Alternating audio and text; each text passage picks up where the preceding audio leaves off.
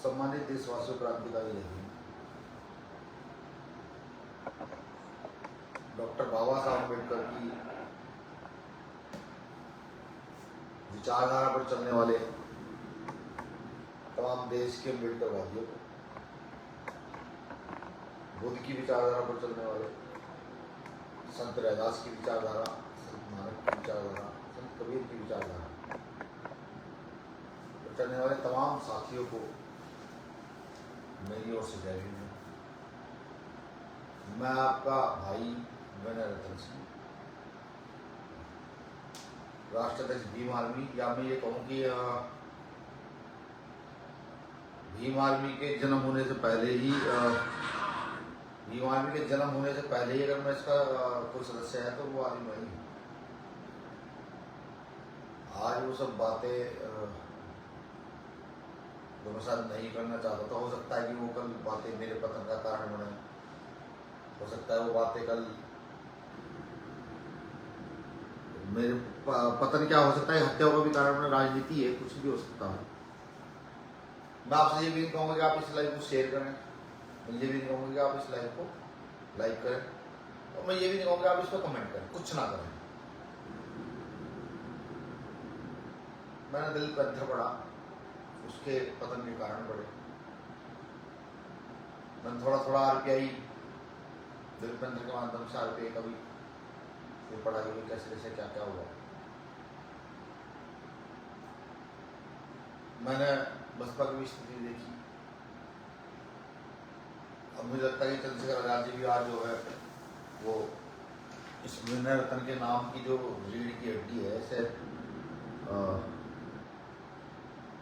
शायद वो जो दलित पंथ के लोगों के साथ हुआ, वो शायद आरपीआई के जो स्तंभ थे उनके साथ हुआ, जो क्या बसपा के जो स्तंभ थे उनके साथ हुआ, ऐसा ही शायद चाहते हैं। मुझे महसूस होता है कि वो भूल गए। 21 जुलाई सन 2015 जब भीम आर्मी की स्थापना हुई, उससे पहले कुछ महीने का हमारा साथ था। उन्होंने यार कुछ करना चाहिए, उनसे कहा हम कुछ कर तो देंगे, क्योंकि गांव में हमने एक संगठन बनाया था। इस गांव का मैं रहने वाला हूँ, और लगभग 3 महीने वो चला रहा है। वो इतनी मजबूती से चलाया कि जो लोग पढ़ नहीं रहे थे उनका एडमिशन करा दिए थे, जो लोग नशा करते थे वो सड़क पर देख कर बीड़ी नहीं पी रहे थे बच्चों को, इतना मजबूत संगठन किया। तो हमने मैंने चंद्रशेखर भाई को कहा था, मेरा भाई मैं तो इस काम को कर लूँगा, लेकिन ऐसा ना हो कि तुम कल छोड़कर भाग जाओ। उन्होंने वादे के कारण मेरी ऐसा नहीं होगा। चंद्रशेखर आजाद जी साथ आज भूले हुए हैं कि एक कार्यक्रम था बिहारीगढ़ में, जब हमारे तमाम साथी जो हमारे सीनियर साथी थे, कमल भाई में और साथियों जुड़े नहीं थे, उस कार्यक्रम में हम गए। वहाँ आपको ही संस्थापक कहा गया, आपको राष्ट्राध्यक्ष कहा गया। तो मैंने नाराजगी बुझाई की थी। मैंने कहा यार तुम ही संस्थापक बनोगे, तुम राष्ट्रपति बनोगे। अब आपने मुझे हंस का जवाब दी, जैसा कहना भाई ठीक है, कहते उन्होंने समझ चलो ठीक है। एक रैली हमने निकाली थी जो शुरू होते हुए बरौली वगैरह की तरफ घूम के आई थी। चंद्रशेखर भाई शायद आपको याद भी नहीं होगा, उस रैली में कितने लोगों के तेल गाड़ी मोटरसाइकिल का तेल खत्म हुआ था आपको पता नहीं होगा, क्योंकि आप उसमें नेतृत्व करने में मुझसे आगे थे और मैं व्यवस्था में सबके साथ था। जब भी हमारे साथ जाते लोग नहीं जुड़े थे, उस समय हमारे साथ भेंट विधानसभा के लोग जो हैं वो जुड़े हुए थे, जिसमें वंचित भाई भी नहीं थे। खासतौर से फतेहपुर के लोग थे और नवादा के लोग थे और उठाखेड़ा के लोग थे और इधर चौंपुर वगैरह के लोग थे। वो भी शायद आप भूल गए होंगे। मुझे आज भी याद है कि 3 बाइकों का तेल खत्म हो गया था। आप सबसे आगे नेतृत्व में लगभग 1.5, 2, 3 किलोमीटर की वो होती व्यवस्था में 3 बाइकों का तेल खत्म हुआ था। मैंने सही सर याद है, मैंने अपनी मोटरसाइकिल से साइन बाइक मेरे पास थी, मैंने उसका तेल निकाल कर दिया था। आज आपको ये सब चीज़ें शायद याद ना हो। बहुत लंबी बात करूंगा तो बहुत लंबा चल जाऊंगा। संगठन बना, तैयार हुआ, कुछ लोगों ने आपका विरोध किया, कुछ ने मेरा विरोध किया, धीरे धीरे चलते रहे, सब कुछ हुआ। दागनेट चमार के बोर्ड को लेकर कांड हुआ, आपको पुलिस उठा के ले गई, मुझे आगे आगे राजपूत समाज के लोगों ने खूब पीटा और तमाम साथियों को जो कुछ भी हुआ। आप जेल जाते जाते बचे। मैं जो भी उस समय मेरी बुद्धि जितनी थी मैं उतना कर सका।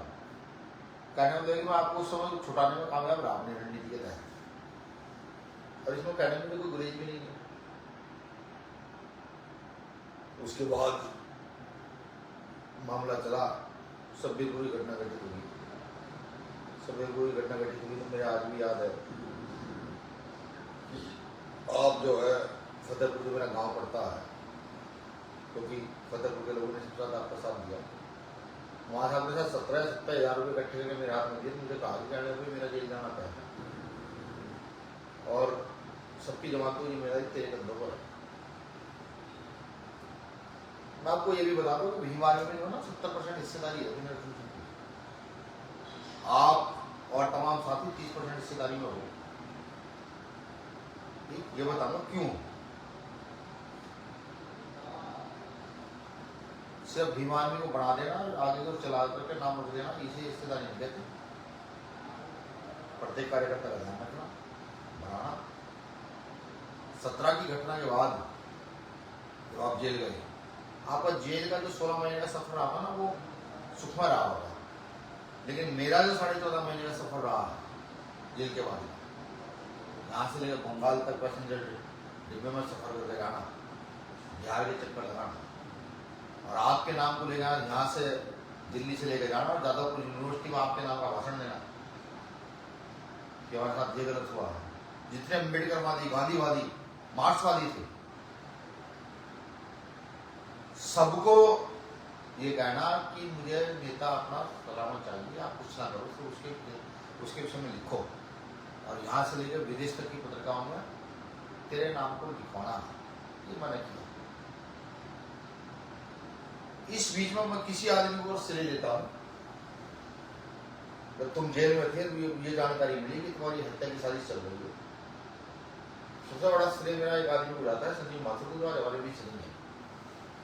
उसने मुझे कहा कि मैंने अगर तुझे अपने साथी को जिंदा रखना है, एक ही तरीका है, संगठन निर्माण, दूसरा कोई तरीका नहीं है। तो संगठन निर्माण कर, संगठन निर्माण करेगा तो सब चीजें उचित रहेगी। बंगाल गया, मैं तेलंगाना गया, मेरे आज भी याद है एक बच्चा मेरे साथ रहता है, 7 दिन में लगातार नहीं सोया। जब मैं तेलंगाना, आंध्रा और केरल जो है ना, केरल के जगह पर था, संगठन रहा।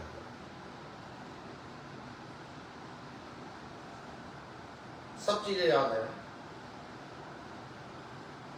बार बार तेरे द्वारा अपमान करना भी मेरा मुझे याद है कि लगातार हर मौके पर तुमने अपमान किया। जेल में जो साथी तेरे लिए जो घी लेकर जाता था, दूध लेकर जाता था, वो तुझे आके जेल में ये कहता था कि नहीं बेनरतन जो है अपने नाम के लिए काम कर रहा है। कभी मैंने अपने नाम के लिए काम नहीं किया। कहा मुझे बहुत सारे लोगों ने, कहने कि तुझे अपने नाम के लिए काम करना चाहिए। आज मीडिया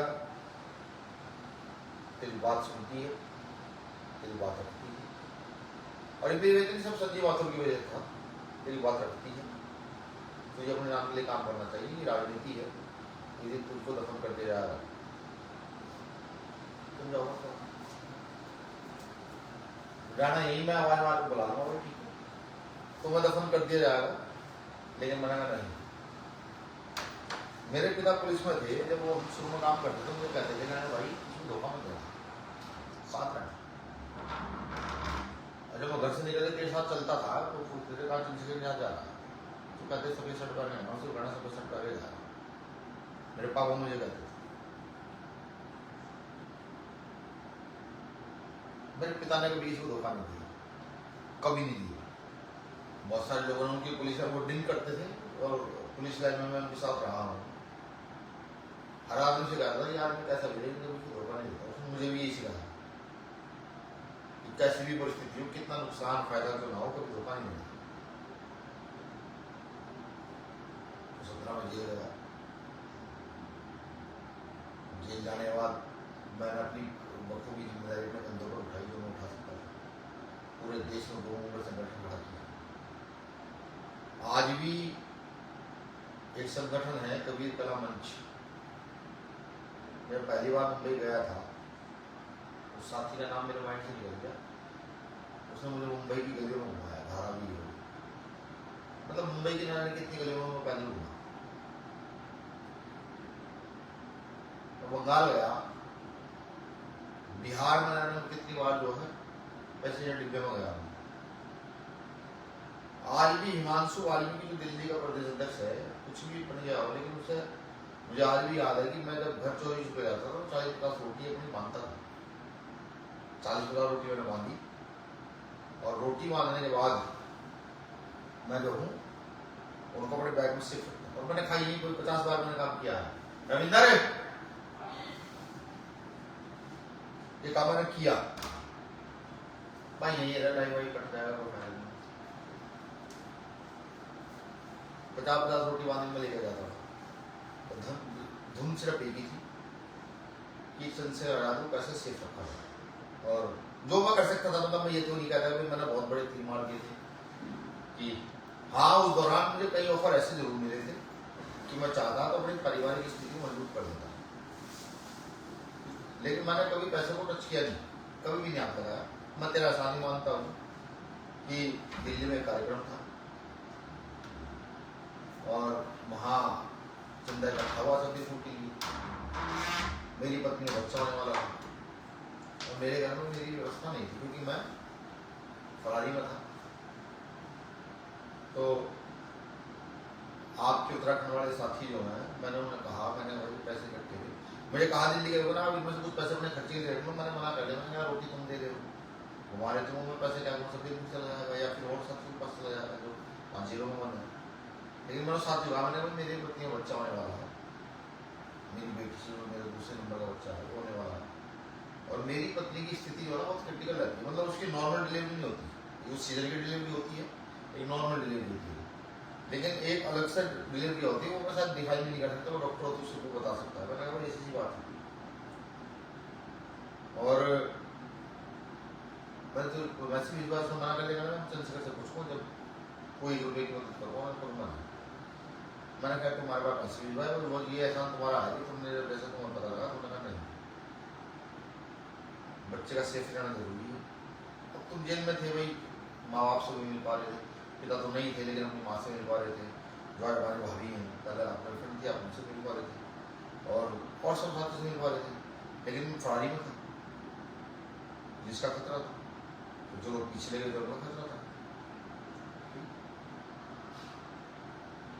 फोन के माध्यम से कोई बात नहीं हो पाती थी। 3 महीने बाद में अपने बेटे की शक्ल देख पाया था, वो भी कहाँ रुड़की में, मुझे पता लगा उसकी तबीयत ज़्यादा खराब है, ये पता नहीं वो बच्चा का नहीं बचेगा, तो फिर मैं रिस्क लेकर बारिश में, बरसात के दिन थे, वहाँ आया था।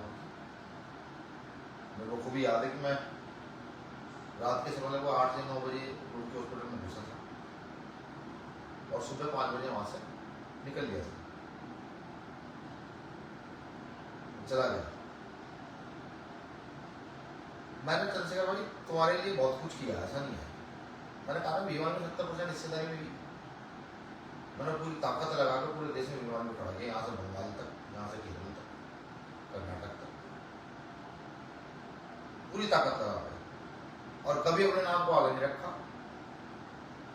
मैंने हमेशा अगर तुम्हारे साथ भी चलूँ तो मैं एक कदम पीछे रखता हूँ कि कल तुम्हें ये ना महसूस हो कि विनय भाई मुझसे आगे बढ़ जाना चाहते हैं। इसके उदाहरण बहुत सारे हैं, जैसे 17 का चुनाव था और हजी बार फतेहपुर में के यहाँ आया था, तो मैंने उससे 4 बात कर ली थी, आपने मुझे कहा कहना भाई तू सारी बात कर रहे हो तो मैं क्या करूँगा। मेरे को खूब याद है, जेल से आप छूटे, आपने मुझे कुमार भाई कहा, कहने में मुझे पहले नेता बनाओ, मुझे खड़ा करो, मैं खड़ा हुआ तो चीज़ें खड़ी हुई। मैं आज ये इसलिए बता रहा हूँ कि जब आप जेल से छूटे तो मेरे वो भी याद है, क्या पंजाब भाई आपने मुझे फ़ोन करके दिल्ली बुलाया, मैं बैग लेके दिल्ली रोडवेज बस से गया और दिल्ली से मैं अपना बैग लेके वापस आया। कि पंजाब जाने से पहले दिल्ली को शासन ने आपको ज्ञान दिया, इसे कहाँ लेके जाएगा, इसे लेके जाएगा तो तेरी राजनीति का क्या होगा। हो सकता है ऐसा, मैं गलती भी हो सकता हूँ। फिर उसके बाद मंच से लड़ने शुरू हुए, मंच से लड़ने शुरू हुए। मैं बिहार गया था, मेरे दिल से छूटने के बाद बिहार के 50 गाँव में मैंने मीटिंग की, चंद्रशेखर आज़ाद जी आ रहे हैं।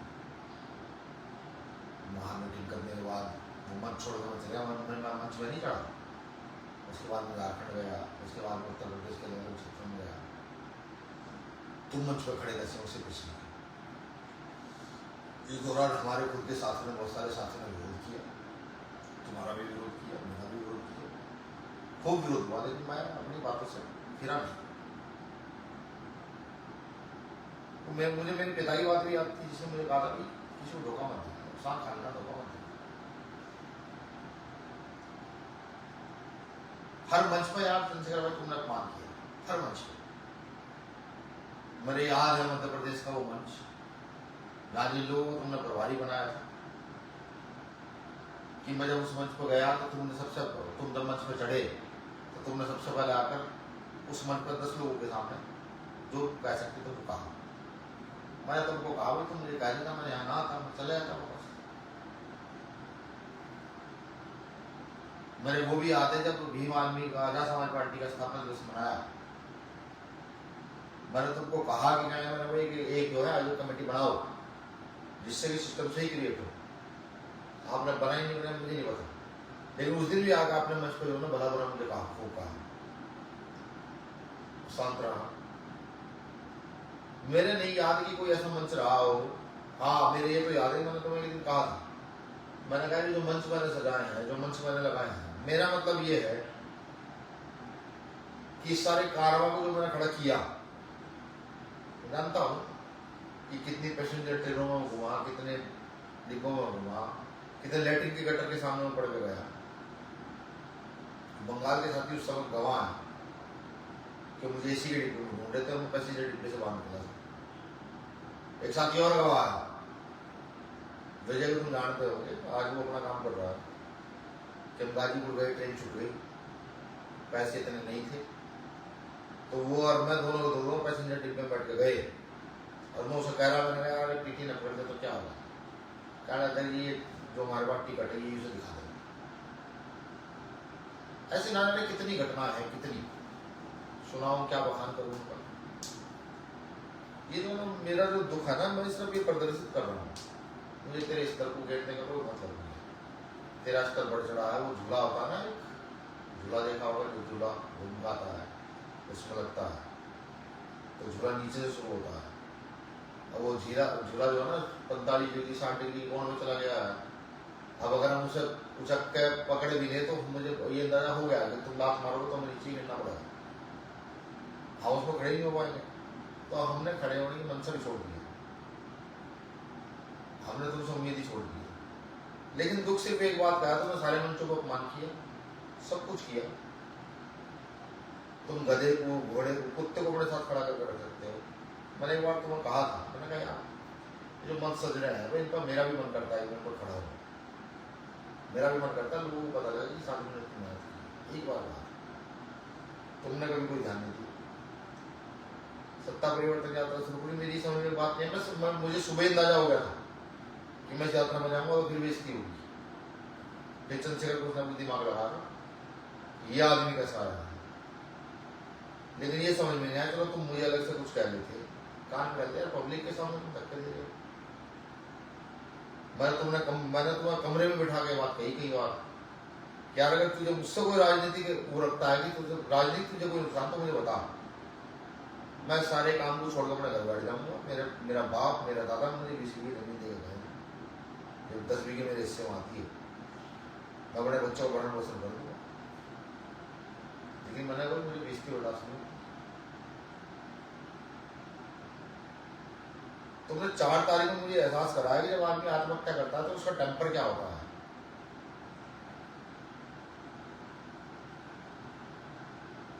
मेरी समझ आता है चंद्रशेखर आजाद ये नहीं आया यार, तेरे लिए इतना किया, तेरा लोकसभा का चुनाव, तेरे चेहरे ने बड़ा अपमान किया, तुझे कहा भी ऐसी बात है, तूने मुझे कहा नहीं तुझे नहीं पता चुनाव क्या होता है। मैंने तुझे कहा कि चुनाव को मुझे नहीं पता क्या होता है, लेकिन मुझे ये पता है कि जमीन पर काम करके चीजों खड़ा कैसे करना है, तुझे खड़ा किया है ये मैं जानता हूँ सही से। लेकिन तेरे चेहरे ने अपमान किया, तूने एक बार पलट के ये नहीं देखा। संगठन पढ़े कोई आदमी तुझे कुछ कहता है तू फौरन मान जाता है, मेरी क्या गलती है। मैं 4 तारीख में बिजनौर के मंच पर था, मेरी गलती नहीं है। मैं यहाँ से गया था सिर्फ इसलिए कि उस दिन तू जो चुनाव जीता था, और कल कल लोग ये ना कहें कि भाई चुनाव जीता मेरे रतन उसी नहीं है। तेरे चुनाव जीतने में सबसे ज्यादा आंसू भी मेरे निकले थे। मैं वहां सबसे पहले मंच पे जाकर बैठ गया तो कोई नेता नहीं था, सब बाद में आकर बैठे वहां। वहां कुछ ऐसे नहीं लगते जो मंच की व्यवस्था बिगाड़ रहे थे। मैंने उनको कहा भी आप ऐसे क्यों कर रहे हो, ठीक, लेकिन वो तुम्हारे थोड़ा ज्यादा प्रिय है। और मैं वहां मंच से उतरा भी सबसे बाद में, क्योंकि मुझे तो सुबह ऐसा एहसास हो गया था, मैंने कहा कुछ गलत होगा। अब मैं क्या कर सकता हूँ इस बात को कि मैं चल रहा हूँ, लोग मेरे लिए रिश्ता बना रहे हैं, लोग तेरे कान में जा कह रहे हैं कि विनय रतन भी तेरी की तरह लोग उसके लिए रिश्ता बना रहे हैं, इसमें मैं क्या कर सकता हूँ यार। अगर लोग मुझे जानते हैं, करोड़ लोग तुझे जानते हैं, तो 1 करोड़ में से 1,000 तो मुझे भी जानते होंगे ना। जहां सड़क पर यार मैंने धक्के खाए। और आज भी ऐसा नहीं है, आज भी तू मुझे कहे कि सारा काम धाम छोड़ अपने घर बैठ, ये सारी राजनीति मुझे अपने नाम लिखवानी है, तो मुझे कोई दिक्कत नहीं है। और ये लय वाले का कारण ये नहीं है कि वो मामला है तुझसे ना। जब मैंने तुझसे कमरे में बैठ कर कई देर बाद ये पूछा कि तुझे मुझसे कोई राजनीतिक द्वेष है तो मुझे बता, लोगों को ना बता। मैं सब चीजें जानता हूँ, मैं भी पढ़ा लिखा आदमी हूँ, ऐसा नहीं हूँ बिल्कुल। कब कब पतन हो रहा था, कब कब तुम दूसरे को क्या कहते हो, सब जानता हूँ। हमारी जो कमेटी के लोग हैं, एक अदना सा कल का अल्लू धल्लू पल्लू आया हुआ, वो ये तय करेगा विनय रतन का चित्र कहाँ लगेगा। जिस आदमी को तुझे बराबर में बैठाना चाहिए तुमने सबसे पीछे धकेल दिया। कभी मैंने सवाल किया? लेकिन यार उन कार्यकर्ताओं के बीच में अपमान करना सब ठीक है। कसम से कल 4 तारीख में आत्महत्या करने मन था कि आत्महत्या कर दिया है, लेकिन फिर उन्हें मेरी बेटी का कहा। शब्द नहीं है कहने के लिए कि भाई तो अपमान क्यों करता है, ये समझ में नहीं आया। धक्के क्यों लिए तुमने, किस कारण से लिए? मैं तेरे पास भी नहीं आना चाहता था, मैं तेरे पास भी नहीं आना चाहता। तेरे कान में किसने क्या कहा मुझे कुछ नहीं पता। मुझे तेरी राजनीति से कोई मतलब नहीं है। तो राजनीति में आगे बढ़े से तुम्हारा आशीर्वाद बना रखे, कल इस विरासत को तेरे बच्चे संभाले, मुझे इससे कोई मतलब नहीं है। 1-8% इच्छा भी थी कि भाई कल मैं कुछ करूँगा, तो वो भी मैंने दफन कर दी है। लेकिन भाई ये आज तक समझ में नहीं आया कि हर मंच पर तू जिम्मेदारी किसी को देता है, जाकर बदतमीजी मेरे साथ करता है। कभी आज तक कोई प्रेस कॉन्फ्रेंस ऐसी हो जिसमें तूने मुझे अपने साथ उठाया, या कोई तेरा भाषण ऐसा हो जिसमें तूने ये कहा कि नहीं इस काम को करने में योगदान विनय रतन सिंह का है, कोई हो तो भेजना जरूर। मैं षड्यंत्र वाला आदमी नहीं, षड्यंत्र पर मुझे क्या जरूरत है षड्यंत्र करने की। और मैं जो बोल रहा हूँ उसके एक शब्द में सच्चाई है। भाई तुम्हारा स्तर मुझे गिराना ये मेरा उद्देश्य नहीं है, लेकिन भरी पब्लिक में धक्के खाना ये भी मेरा टारगेट नहीं। कोई भरी पब्लिक में धक्के, और मैंने इतने लोग तो कमाए हैं, कम लोग कमाए, इतने लोग कमाए तो मेरे साथ खड़े रह सकते हैं। और मैंने तुम्हारे कारण बहुत सारे लोग भी गंवाए हैं। बखूबी याद है मुझे कि जब तुम जेल से छुटकर आए पूर्वांचल में गए, वहाँ हमारा एक साथी था, उसने आपको ये कह दिया कहना भाई हम तो विनय रतन सिंह को जानते क्योंकि वो यहाँ आए थे, उन्होंने आपका नाम बताया हम लोगों को, ये चंद्रशेखर आजाद है। और इस बात को कहने पर तुमने उसे खूब बड़ी बुरी कही। तो उन्होंने घर आकर बताया तेरा एक आदमी मिला था, उसने ये कहा, तो हमने उससे यही कहा। मैंने आज तक कोई सवाल ही नहीं किया है, लेकिन भरी परिवर्तन यात्रा में धक्के देने का मतलब तुम मुझे फोन करेगा तो ये तो आएगा नहीं। अब मैं भीड़ में हूँ, लोग रास्ता बना मुझे लेके जा रहे हैं, तो क्या करूँ? मैं मना करूँ? उन्हें कहूँगे मुझे मत लेकर जाओ, मैंने कुछ नहीं किया है, तो बता क्या करूँ? तेरा बढ़ता राजनीतिक कद है, मैं जानता हूँ, और मैं तो रुकावट भी नहीं बनना चाहता। मैं तो सामाजिक आदमी हूँ, मुझे राजनीति से क्या मतलब? बीमारी मेरे खून में है, नस नस में है। मैंने अपनी माँ को बात कह दिया, उसने बीमारी से होगा, मैंने भाई तुम्हारा एक लड़का है, तुम उसे देखो, मैं तो बीमार में हो चुका हूँ, मैं बीमार में से कभी जा नहीं सकता। और मैं जब मरूंगा तब भी जो है मैं यही मेरी उम्मीद ये है कि भाई बीमार भी कब नहीं मरूँ, विधायक, MP, राजनीति, तुझे मुबारक हो भाई। ये सब चीजें तुझे मुबारक हो, जो तेरे जो लोग हैं तो उन्हें मुबारक हो, कोई दिक्कत नहीं है। मेरा काम तो मुझे जमीन पर करने का रहा और तुझे वो पसंद नहीं आया। तुझे याद होगा मैंने तुझे कहा, मैंने स्थिति ज्यादा खराब है, तूने मुझे कहा तू कुछ काम कर दे, और मैंने तुझे कहा मैंने क्या काम करूँ भाई।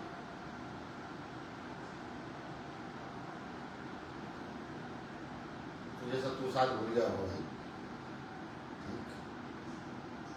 ठीक है, जो तूने परसों किया वो अच्छा किया। और हाँ एक चीज और कि भाई अगर कोई ये सोचता हो, तुम्हारे साथ के जो लोग हैं या तुम भी ये सोचते हो कि तुम विनय को बीमान में सेलेक्ट कर सकते हो, तो भ्रम ये मत रखना भाई। हाँ, सब कुछ होगा, ये नहीं होगा। भीम आर्मी को जो मेरे बच्चों के मुंह में दूध जाना था उससे सींचा है भाई। ठीक, और खून तो नहीं रह सकता, खून दे दिया है, लेकिन हाँ अपने जीवन की सारी मेहनत जो है ना विमान में हुई है, और जब तक जिंदा हूं इस रहूंगा। इस सब में कोई अलग नहीं कर सकता है। तुम षड्यंत्र भी चाहे कितने करना, तुम्हारे साथ के लोग षड्यंत्र कितने करो, उससे भी कोई फर्क नहीं पड़ा। संगठन का आदमी हूं, संगठन का ही रहूंगा। अभी जैसे आपकी सभाएं बहुत सारी हुई तो बीमार में कार्यकर्ता फोन करके रोया, कहना थे कि मुझ पर नहीं चढ़ने दिया, हमने समझाया ठीक। इस तरह के मैंने बहुत सारे विरोध दफन किए हैं, तुम्हारे जैसा नहीं है। क्योंकि प्लेटफॉर्म से जो है तुम्हें नहीं बताने के लिए है कि तुम जवाब दो यार। कमरे में बैठ के मैंने ये कह दिया तो तुम्हें सड़क पर धक्के देने की क्या जरूरत है, हर मंच पर बेइज्जती करने की क्या जरूरत है। वो लोग हंसते हैं। जब तुमने मध्य प्रदेश की वो जो रैली थी, जो जैसी रैली शायद कभी ना हो पाए, तो तुमने वहां आपसे ना बोलना शुरू किया। मैंने कहा यहाँ से उठकर चला जाऊँ क्या? तो तुम्हारे साथ के जिन तुमने पगड़ी लगाया और जो और समाज के लोग थे वो सब मेरी तरफ देखकर चले गए। अब तुम ऐसा करते क्यों हो? क्या तुम्हारी साइकोलॉजी है तो तुम जानो, लेकिन मुझे तो ये लगता है कि तुम्हें ये महसूस होता है कि भाई मेरे तक कहीं साथ खड़ा होगा तो ऊपर राजनीति में मुझे पहचान हो ना हो, मीडिया के जो नए लोग मुझे जानते हो ना जानते हो, लेकिन जो नीचे की जनता है वो मुझे जानती है। उसने तो मेरा काम देखा। बहुत सारे लोग हैं, जब ट्रेन में गया हूँ मैं चलता हुआ, बहुत सारे ऐसे लोग मिले, आज भी मिलते हैं। जब आज तो खैर ऐसी से चला जाता हूँ, आज तो जहाज बिल्कुल टिकट की व्यवस्था होती है, लेकिन जब जाता हूँ आज भी तो आज ऐसे लोग मिल जाते हैं तो कहते हैं भैया आप मेरे तुमसे जिस आदमी को तुमने कभी अपने साथ खड़ा ना किया हो, कभी किसी प्रेस कॉन्फ्रेंस में अपने साथ ना बिठाया, वो आज भी इतने समर्पण से आज भी तेरे लिए काम करता है, लेकिन फिर भी तू भी इतने शोर का बाद तेरी आंख में आ गया कि तूने उसको भरी कार्यक्रम में धक्के दे के बेचती थी। और धक्के भी कैसे दिए? मैं तेरे पास आना ही चाहता, मुझे पता ही था वो भीड़ के लोग मुझे किस दिशा में लेके जा रहे हैं, रास्ता बनाना। 5 फुट पीछे से हाथ पकड़ के तुम्हें रखा है, धक्के देता है।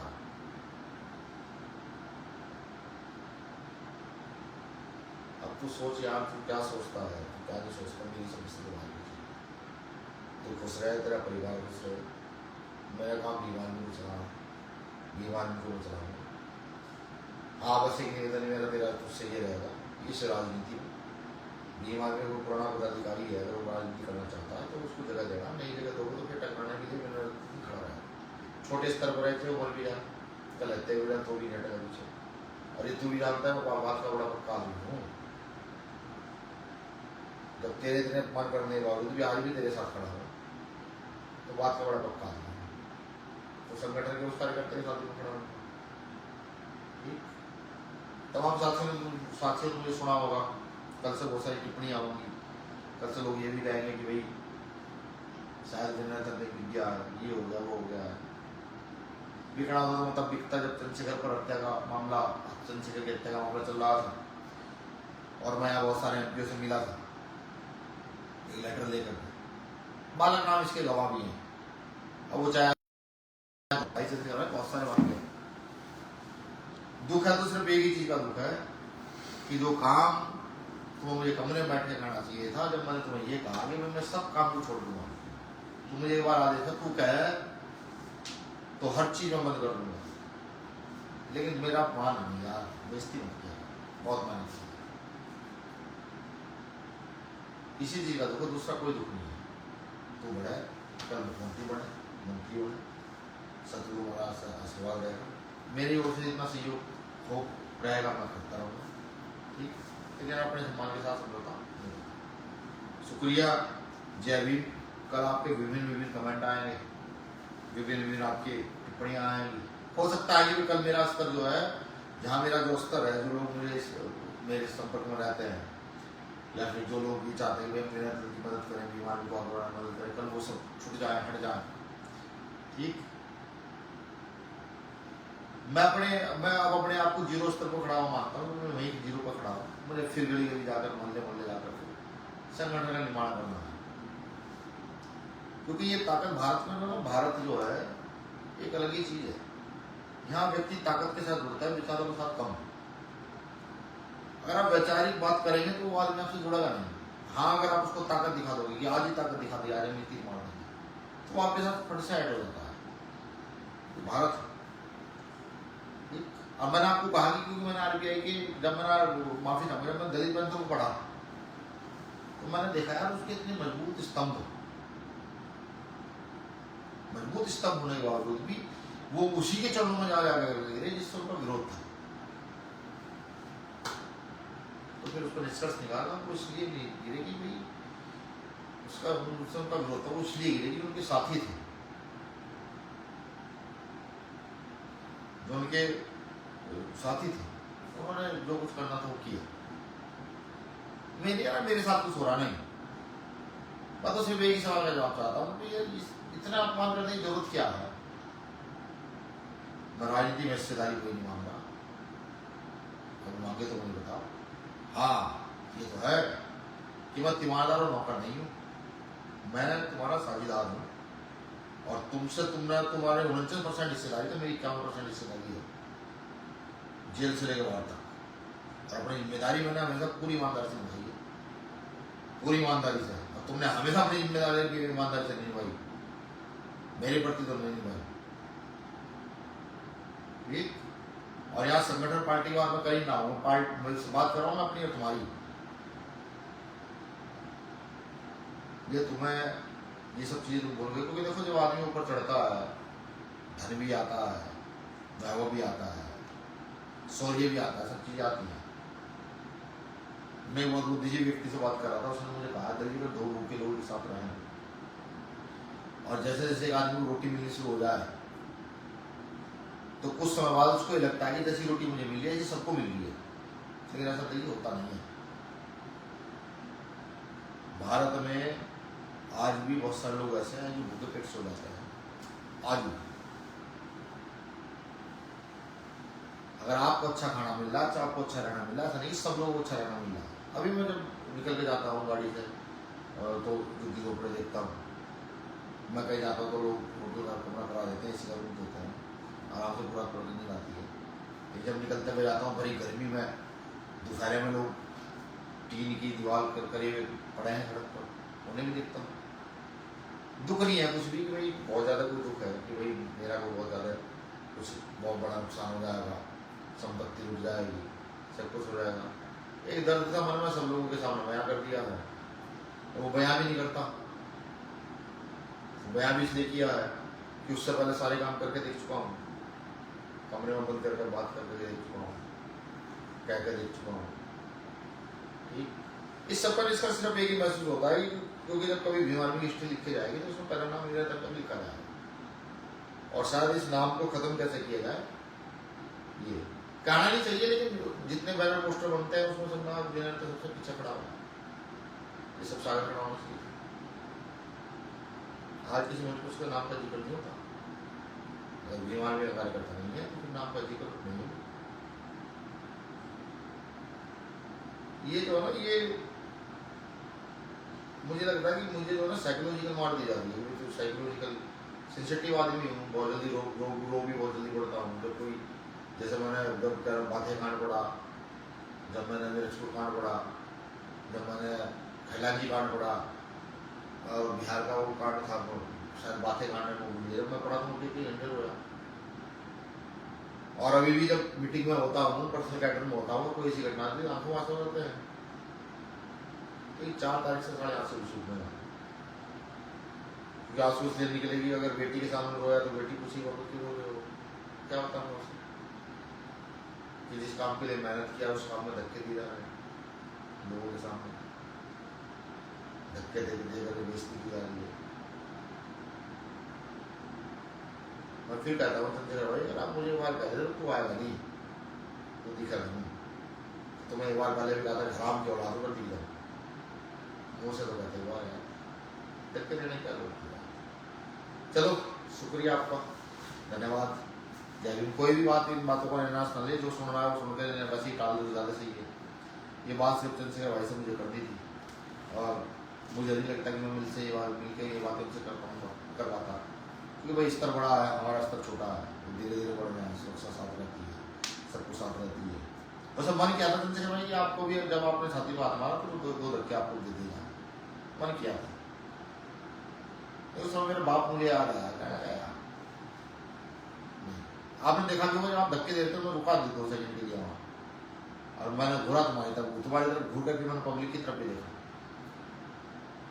अगर याद रहा हो तो थोड़ा सा माइंड को रिटेन, आपकी मेमोरी बहुत तेज है ना, माइंड को रिटेन कीजिए बात, आपको समझ आएगा।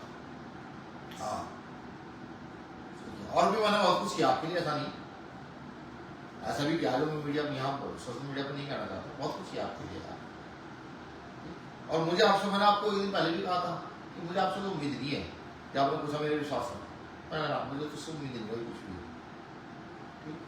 क्योंकि वो बाल जो सुअर का बाल तुम्हारी आंखों में बहुत दिन पहले देख लिया था, लेकिन क्योंकि इस आंदोलन के लिए साथ रहता था, शांत था, मैंने कोई आंदोलन है, ये चला तो ज़्यादा बढ़िया है।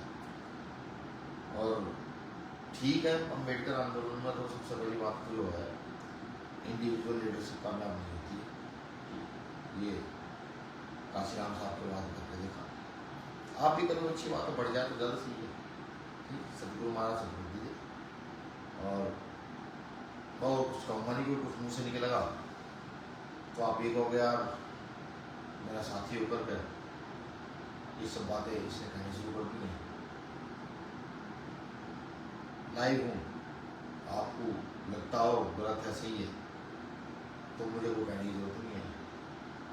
हाँ बस ये जरूर है कि मेरे खिलाफ किसी कागज पर साइन किया है तो खुद साइन करना, किसी अल्लू जल्दू कल्लू को होने देना साइन कर दे, क्योंकि तो तुम भी जानते हो भाई बहुत ज़्यादा कमजोर थी। ठीक है, और कुछ कहना चाहता सब साथी बोलेगी।